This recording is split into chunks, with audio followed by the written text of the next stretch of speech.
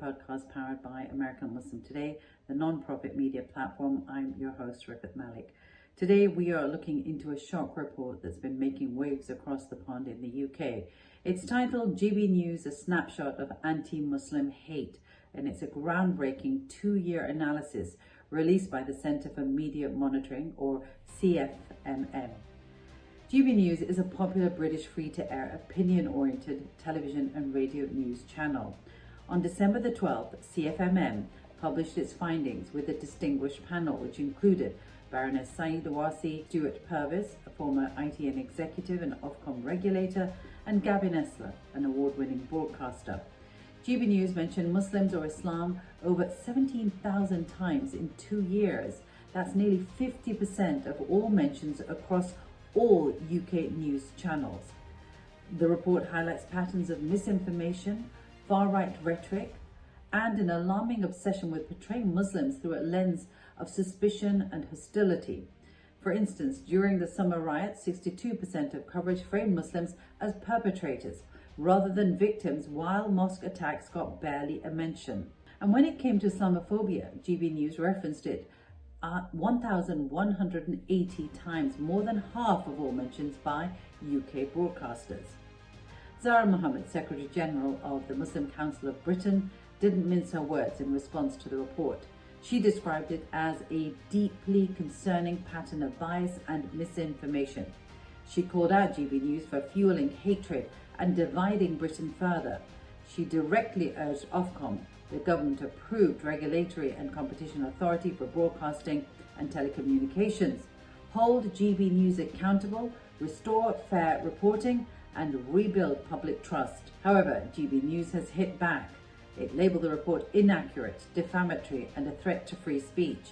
Representatives claim they weren't approached for comment before the report's release, and that their coverage is essential for free speech in a media landscape dominated by certain narratives. But does free speech justify harmful stereotypes or conspiratorial rhetoric? Take the claims of a Muslim takeover or Sharia law replacing British values. Provocative, yes, but also divisive. This brings us to the regulator Ofcom. It has penalised GB News for breaking impartiality rules 12 times, including a £100,000 fine for a controversial Q&A with the then Prime Minister Rishi Sunak. Yet the report questions Ofcom's effectiveness, and some feel this is one unintended consequence of a deregulated broadcast model. There are also those GB News representatives who have accused the Muslim community of contributing to societal alienation, even when mosques were under attack. During the Southport riots, worshippers were barricaded in a mosque, yet discussion on the network focused on what Muslims should do to promote integration. Clearly victim blaming disguised as dialogue. But there's a wider troubling reality. Media coverage of Muslims has consistently leaned towards negative portrayals of Islam, demonizing and marginalizing its adherents.